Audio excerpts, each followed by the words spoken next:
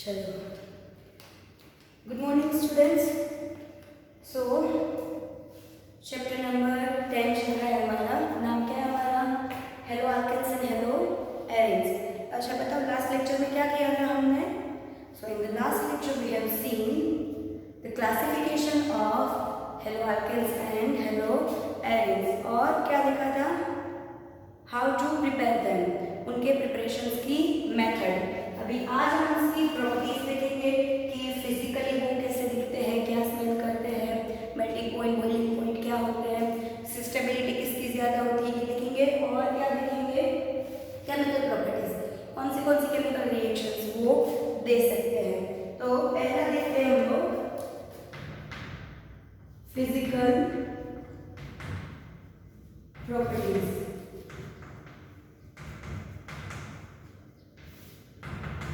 अगर physical properties की हम बात करें तो हमारे जो हेलो अल्केन्स हैं वो मोस्टली वाइट कलर के सब्सटेंसेस होते हैं। हाँ, लेकिन जो ब्रोमीन और आयोडीन वाले जो हमारे हेलो अल्केन्स हैं वो समटाइम्स आपको कलर्ड दिखेंगे। ओके नाउ, तो मेनली वो कलरलेस होते हैं। फिर बात करते हैं स्मेल की।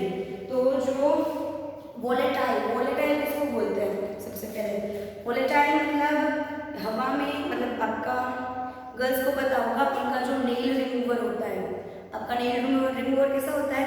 लगाते ही उड़ जाता है। या आपका सैनिटाइजर कैसा होता है? हाथ में आप लगाते हैं वो उड़ जाता है। तो जो रूम टेम्परेचर पे जो है उड़ जाए उसको हम क्या बोलेंगे? वोलेटाइल। तो जो वोलेटाइल हमारे हेलो अल्केन्स होते हैं वो स्मेल में कैसे होते हैं? थोड़े से स्वीट स्मेल के। कैसे होते हैं? स्वीट स्मेल के। अभी बात करते हैं मेल्टिंग पॉइंट और बॉइलिंग पॉइंट की। तो मोस्टली सारे हमारे हेलो कंपाउंड्स हैं वो किसमें होते हैं? उसका लिक्विड स्टेट में होते हैं। और लेकिन कंपैरेटिवली आप उसके बॉइलिंग पॉइंट की बात करें तो आपको पता है कि आपका अगर सिंपल हाइड्रोकार्बन की चेन है, ठीक है, सपोज ऐसे है CH3, ये क्या है? इथेन। तो इसका बॉइलिंग, इसमें क्या होगा कि इसमें कोई भी क्या हमारा पोलर बॉन्ड है दोनों कार्बन के बीच में? नहीं, दोनों कार्बन के बीच में पोलर बॉन्ड नहीं है। वाई? अगर आप ये बात इथाइल क्लोराइड की बात करें तो ये कार्बन और Cl के बीच में कैसा बॉन्ड है? Polar bond. तो इसकी वजह से इसका बॉइलिंग पॉइंट है वो इससे क्या होगा? हाई। तो आपके जो भी आप हाइड्रोकार्बन की चेन लेंगे तो उस चेन में अगर आप एक हाइड्रोजन को हमारे हाइड्रोजन से रिप्लेस करोगे तो उसका बॉइलिंग पॉइंट है या मेल्टिंग पॉइंट हो जाएगा, बढ़ जाएगा। और जैसे जैसे नंबर ऑफ कार्बन बढ़ता है चेन में वैसे वैसे क्या होता जाता है? बॉइलिंग पॉइंट उसका इंक्रीज होता जाता है। और ये पता चला कि कार्बन का। अभी हेलोजन कि कौन सा हेलोजन है वो ज्यादा स्ट्रॉन्ग बॉन्ड बनाता है, कौन सा हेलोजन है जो कम? तो आपको पता है कि हमारा फ्लोरीन जो है वो साइज में छोटा है जबकि आयोडीन साइज में बड़ा है। तो इसकी वजह से क्या होगा कि जो हमारा बॉइलिंग पॉइंट है वो ये आयोडीन जो है इसके पास न्यूक्लियस में स्ट्रॉन्ग रहेगा क्योंकि पॉजिटिव जो आयन है उसके पास ज्यादा है। इसकी वजह से अगर आपका आयन है तो उसका बॉइलिंग पॉइंट सबसे हाई होगा। चारों हमारे हाइड्रोजन में iodine, bromine, chlorine and fluorine, यहाँ से शुरू होता है। फ्लोरीन पहला आता है, फिर क्लोरीन, फिर ब्रोमीन, फिर आयोडीन नंबर वाइज। लेकिन RI हमारा अल्काइल आयोडाइड उसका बॉइलिंग पॉइंट सबसे हाई होता है। उसके बाद अल्काइल ब्रोमाइड का, उसके बाद अल्काइल क्लोराइड का, सबसे लास्ट में अल्काइल फ्लोराइड का। ओके चलो, स्टेबिलिटी वाइज भी यही होगा, जो ज्यादा स्टेबल है उसको बॉइल होने में, टूटने में ज्यादा टाइम लगता है, इसलिए इसकी स्टेबिलिटी ज्यादा, इसकी सबसे कम, इसकी सबसे ज्यादा। तो ये आपको पता चल गया कि बॉइलिंग पॉइंट किसका किस तरह से होता है। अभी अगर सपोज डाई ट्राई आपका है, सॉरी यस आपका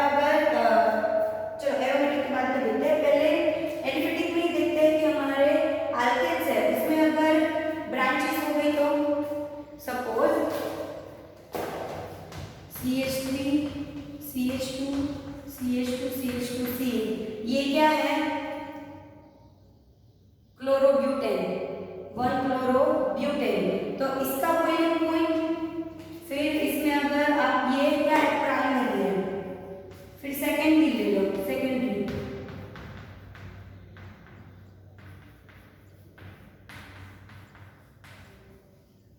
तो इसका बॉइलिंग पॉइंट और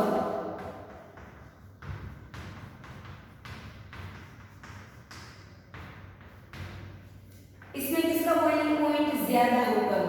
तो किसका बॉइलिंग पॉइंट ज्यादा होगा? तो सबसे ज्यादा हमारा जो बॉइलिंग पॉइंट है वो प्राइमरी का होगा। ठीक है, क्यों? क्योंकि ये सबसे ज्यादा स्टेबल स्ट्रक्चर है comparative to this two. That's why हमारा जो प्राइमरी है वो उसका बॉइलिंग पॉइंट सबसे ज्यादा रहेगा, इसके बाद सेकेंडरी का और उसके बाद टर्शियरी का। अभी बात करते हैं एरेंस की। तो एरेंस मतलब कि बेंजीन के ऊपर आप क्या करोगे? हैलोजिनेशन। तो सपोज उसमें अगर हम डबल हैलोजिनेशन करते हैं, क्योंकि सिंगल में तो क्या होगा, चाहे यहाँ सब क्लोरोबेंजीन ही है, अगर उसमें बॉइलिंग पॉइंट पे डिफरेंस आएगा तो कब आएगा? जब आपका हैलोजिनेशन है वो डबल करते हो। तो सपोज ये क्लोरोबेंजीन है, सेकेंड क्लोरीन अगर यहाँ पे आता है या सेकेंड क्लोरीन यहाँ पे आता है, तो बॉइलिंग पॉइंट में ज्यादा डिफरेंस नहीं होता है। लेकिन सबसे ज्यादा जो हमारा बॉइलिंग पॉइंट होता है वो किसका रहेगा? पेरा पोजीशन पे अगर आपका क्लोरीन आएगा तो। इसका एक रीजन है। क्या रीजन है? इसका स्ट्रक्चर देखो, यहाँ बीच में अगर मैंने मिरर रख दिया तो ये दोनों कैसे बिल्कुल आइडेंटिकल, यानी कि सिमेट्रिकल स्ट्रक्चर है। सिमेट्रिकल स्ट्रक्चर मतलब बीच में से काटो तो दोनों तरफ सेम टू सेम दिखना चाहिए। अगर सपोज कि यहाँ से ये फोल्ड हो सकता है तो आप इसको फोल्ड करो तो एकदम उसके ऊपर जहाँ जो पॉइंट है वो सारे फिक्स होने चाहिए, तो वो जगह सिमेट्रिकल स्ट्रक्चर है, इसलिए सबसे ज्यादा बॉइलिंग पॉइंट इसका होगा। क्लियर? तो ये बॉइलिंग पॉइंट देख लिया। अभी देखते हैं सॉल्युबिलिटी। तो सारे आपको पता है हमारे हाइड्रोकार्बन्स जो होते हैं उसमें आपके पास रूल है कुछ 1 to 4 या 1 to 5 तक की जो आपकी सीरीज होती है वो किसमें सॉल्युबल होती है? वाटर में पार्शियली सॉल्युबल होती है, उसके बाद कोई भी इसमें सॉल्युबल नहीं होता है। लेकिन हेलोकार्बन्स हो या हेलोएनस में क्या होगा? आपका हेलोजन इसमें आ जाता है। तो मोस्टली सारे हेलोएनस तो देखो, एरोमेटिक तो कभी पानी में बिल्कुल भी सॉल्युबल नहीं होगा, तो वो तो किसमें सॉल्युबल होगा? Organic solvent. और ऑर्गेनिक सॉल्वेंट मतलब CCl4, आइदर बेंजीन, ये सारे जो अलग अलग जो ऑर्गेनिक सॉल्वेंट होते हैं उसमें सॉल्युबल होते हैं। लेकिन आपके हेलो अल्केन्स है वो जब तक छोटे नंबर कार्बन की जो नंबर ऑफ कार्बन जब तक कम है तब तक वो पार्शियली सॉल्युबल इन वाटर होते हैं।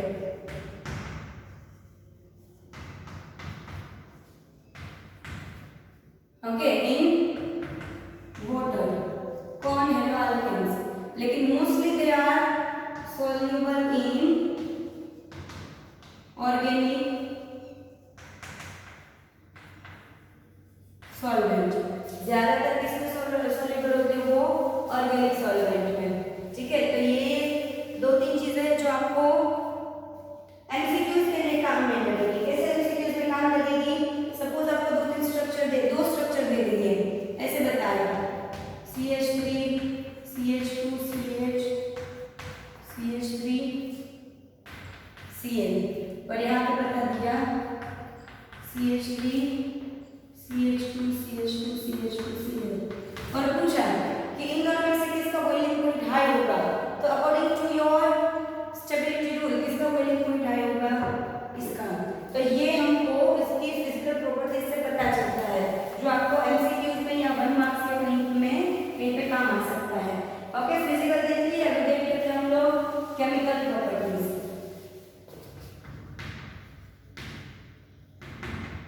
यानी वो कौन सी केमिकल रिएक्शंस देता है। तो 3 टाइप के वो रिएक्शन देता है। पहला हमारा है वो है सब्स्टिट्यूशन रिएक्शन,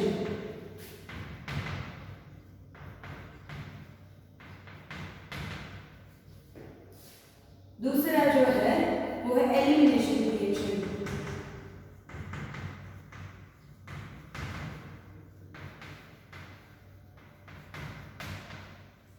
ये हम किसकी बात कर रहे हैं, हेलो अल्केन्स की। ओके, हेलो एल्केन्स की बात नहीं करेंगे। ये अभी जो ये 3 कैटेगरीज हम देख रहे हो हेलो अल्केन्स के लिए दिख रहे हैं। 3 है हमारे पास रिएक्शन विद मेटल,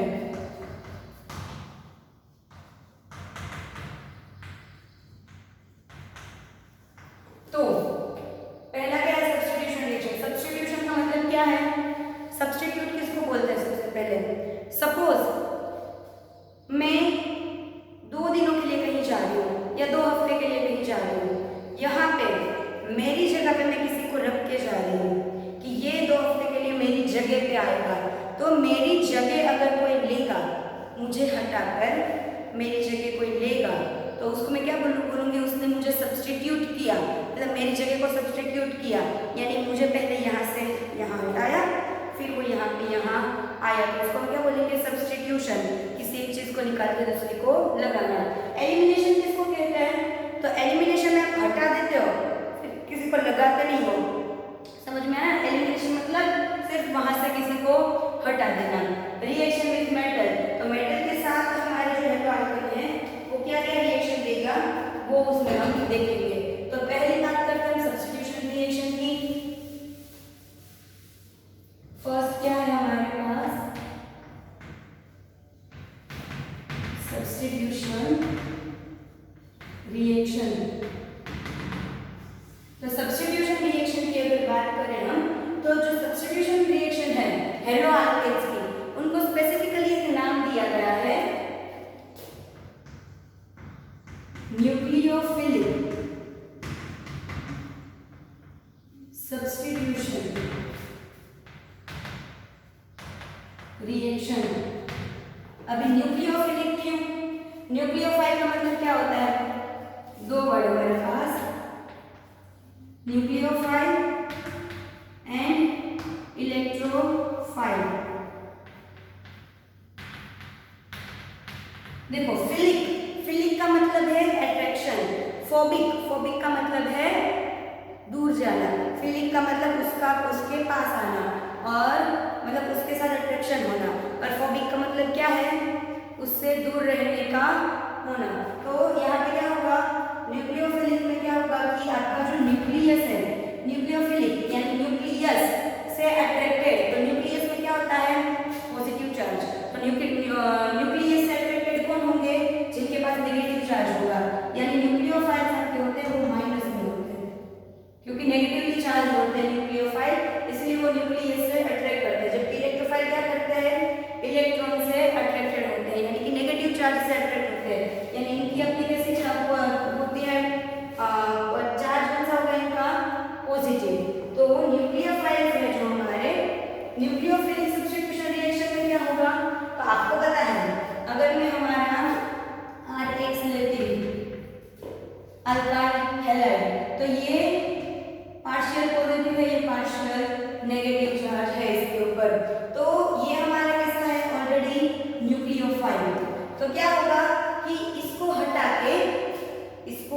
के कोई दूसरा न्यूक्लियोफाइल इसकी जगह लेगा, कौन लेगा इसकी जगह, कोई न्यूक्लियोफाइल, और आपका जो फाइनल रिजल्ट है वो ऐसे बनेगा R न्यूक्लियोफाइल। तो इसीलिए इसको, क्योंकि न्यूक्लियोफिलिक जो है उसने क्या किया है सब्स्टिट्यूशन किया है, इसलिए हम इसको न्यूक्लियोफिलिक सब्स्टिट्यूशन रिएक्शन कहते हैं। ओके, अभी इसको अच्छे से पढ़ते हैं पूरा न्यूक्लियोफिलिक सब्स्टिट्यूशन रिएक्शन। तो आपके पास न्यूक्लियोफिलिक सब्स्टिट्यूशन के लिए आपको पता होना चाहिए न्यूक्लियोफिलिक कौन से है। तो देखो आपको टेक्स्ट बुक में ना एक पूरा सा बॉक्स दिया है, उसमें से कुछ आपको मोस्ट कॉमनली यूज होते हैं हमारा OH माइनस इसके ऊपर होता है वैसे, फिर होता है NH2 माइनस, ओके, फिर कौन सा होता है हमारे पास, तो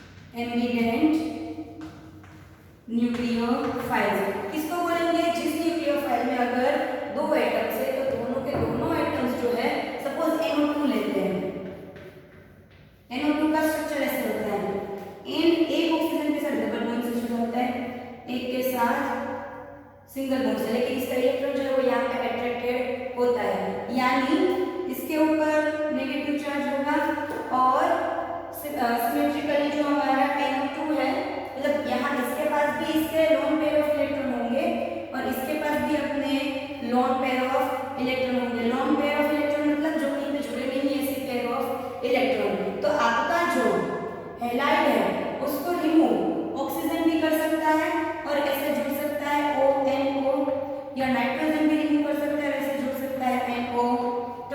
तो इसको हम क्या बोलेंगे, एम्बिडेंट न्यूक्लियोफाइल। ऐसे न्यूक्लियस को क्या बोलेंगे, एम्बिडेंट न्यूक्लियोफाइल। फिर है साइनाइड CN, तो इसमें भी ऐसे होगा कि ये कई बार ऐसे फॉर्म में भी होता है, ठीक है, दोनों फॉर्म में ये पॉसिबल है, ये इक्वल टू की तरह कि दोनों एक जैसे हैं। तो इसमें क्या होगा कि कार्बन से भी जुड़ेगा और नाइट्रोजन से भी जुड़ेगा, तो ये दोनों कैसे न्यूक्लियोफाइल हुए हमारे, एम्बिडेंट न्यूक्लियोफाइल। तो फिर मैकेनिज्म देखते हैं हम सारी कि न्यूक्लियोफाइल जुड़ता कैसे है। मैकेनिज्म, किसकी मैकेनिज्म,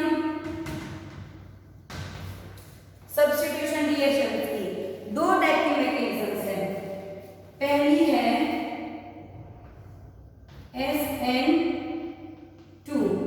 SN2 मतलब nucleophilic substitution bye molecular reaction. क्या नाम है, न्यूक्लियोफिलिक सब्स्टिट्यूशन बाय मॉलिक्यूलर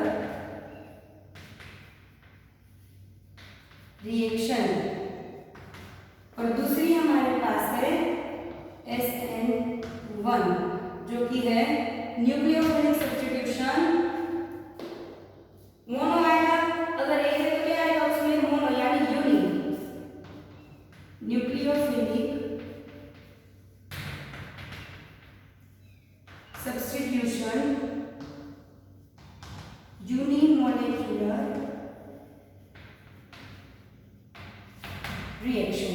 ठीक है, चलो अभी इसमें से पहले देखते हैं हम SN2।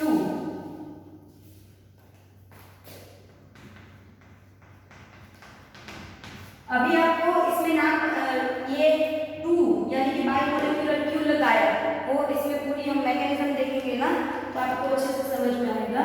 सी यहाँ पे क्या हो रहा है कि अगर आपका जो हेलो एल्केन है, के पास अपना हेलो एल्केन है, सपोज हम मिथाइल क्लोराइड ले लेते हैं या मिथाइल हैलाइड, CH,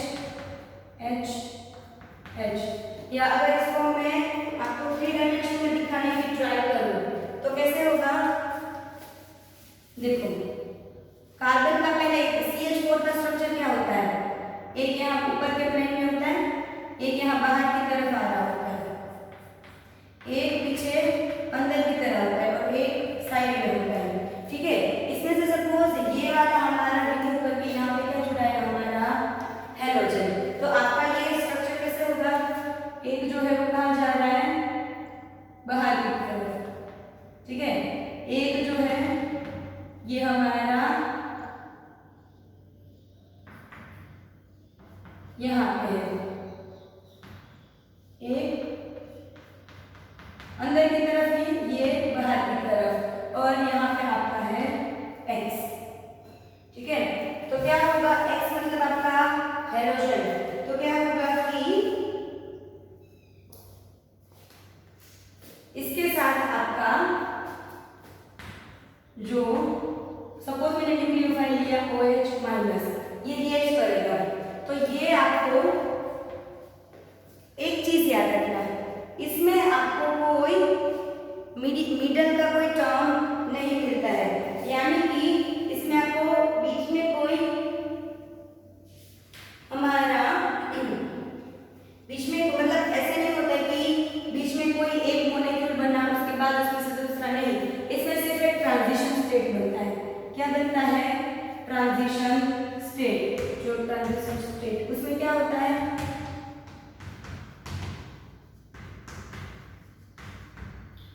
तो ट्रांजिशन स्टेट में आपका जो ये कार्बन है, ठीक है, तो उसके ये उसका बॉन्ड दोनों के साथ होगा। हमारा जो क्या है ये हाइड्रोजन उसके साथ भी होगा, थोड़ा थोड़ा टूट रहा होगा, इसके साथ थोड़ा थोड़ा बन रहा होगा, और ये आपके तीनों हाइड्रोजन, ये मैंने इसे दिखा दिया 3 डायमेंशन में जैसे होते हैं वैसे ही वो उसमें होंगे। अभी क्या होगा कि या फिर इसको वैसे दिखाया आपको ज्यादा अच्छा रहेगा कि इस तरफ से Cl टूट रहा है या OH बन रहा है, इस तरफ से Cl टूट रहा है, और ये आपके तीनों हाइड्रोजन, इसको क्या बोलेंगे ट्रांजिशन स्टेट। पूरी रिएक्शन मैं आपको अभी समझाती हूँ। इसके बाद क्या हो जाएगा, आपका Cl बाहर निकल जाएगा और आपका कॉन्फ़िगरेशन कुछ इस तरह बनेगा।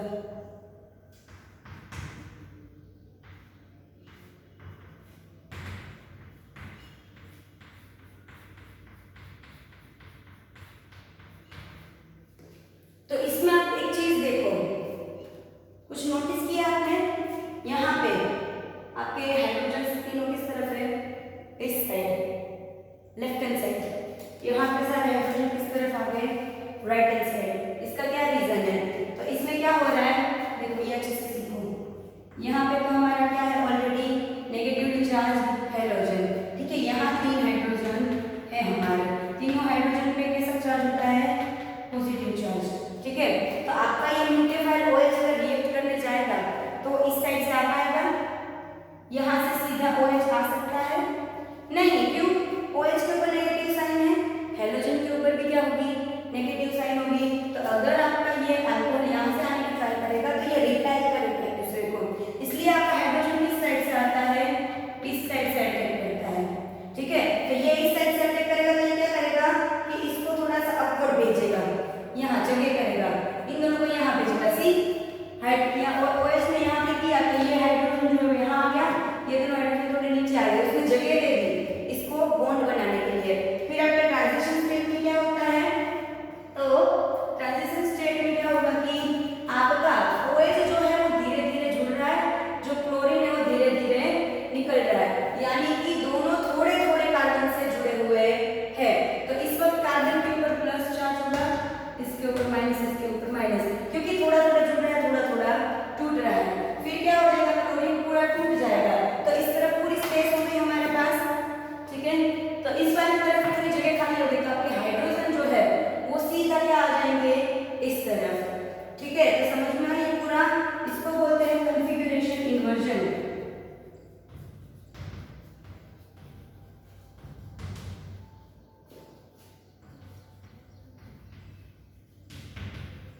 या इन्वर्जन ऑफ कॉन्फ़िगरेशन। तो सबसे पहले हम कॉन्फ़िगरेशन किसको बोलते हैं, आपको ये पता होना चाहिए। कॉन्फ़िगरेशन हम किसको बोलते हैं, कॉन्फ़िगरेशन मतलब कि किसी भी कोई भी सब्सटेंस है वो जो जिस अरेंजमेंट में है उस अरेंजमेंट को हम क्या कहते हैं, उसका कॉन्फ़िगरेशन।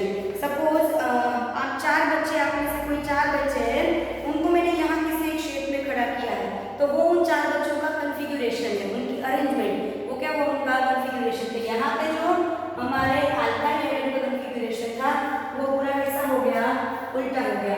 तो एक आपको ट्रांजिशन स्टेट किसको कहते हैं वो पता होना चाहिए, कॉन्फ़िगरेशन इन्वर्जन किसको कहते हैं ये पता होना चाहिए। अभी ये पता होना चाहिए कि SN2 किसको कहते हैं, क्यों कहते हैं इसको, तो हम इसको SN2 क्यों बोलते हैं, बताओ जरा, मैंने बीच में बात करी थी आपसे। तो इसमें क्या होता है, आपके ना सी यहाँ पे बीच में ऐसा नहीं है कि रिएक्शन होके बीच में कोई एक सब्सटेंस बन रहा है फिर दूसरा सब्सटेंस, नहीं, सिंगल रिएक्शन में सब कुछ हो रहा है। और इसीलिए सिंगल रिएक्शन में क्या होगा कि आपका जो ये सब्सटेंस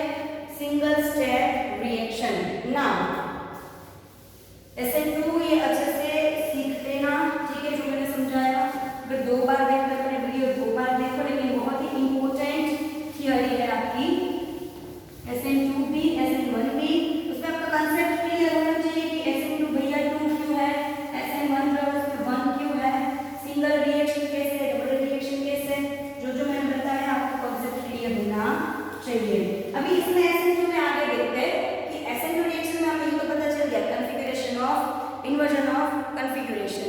लेकिन अभी इसकी स्टेबिलिटी कैसे होगी, मतलब कि प्राइमरी सेकेंडरी टर्शियरी आप देखते हो तो कौन सा जो है वो ज्यादा स्टेबल होगा। तो अगर हम प्राइमरी हैलोजन यानी कि हमने जो लिया था CH3Cl, तो इसमें क्या होगा, तीनों यहाँ पे सिर्फ हाइड्रोजन होंगे। अभी मैं वो 3 डायमेंशनल नहीं बना रही हूँ, तो यहाँ पे OH को जगह करने में आसानी रहेगी। लेकिन अगर मैंने ले लिया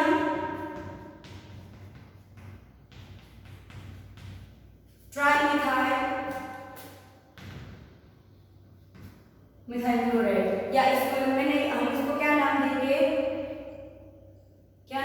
इसको आइसोब्यूटाइल। तो आइसोब्यूटाइल क्लोराइड है, तो आइसोब्यूटाइल क्लोराइड मतलब कि एक आपका ये टर्शियरी कार्बन है।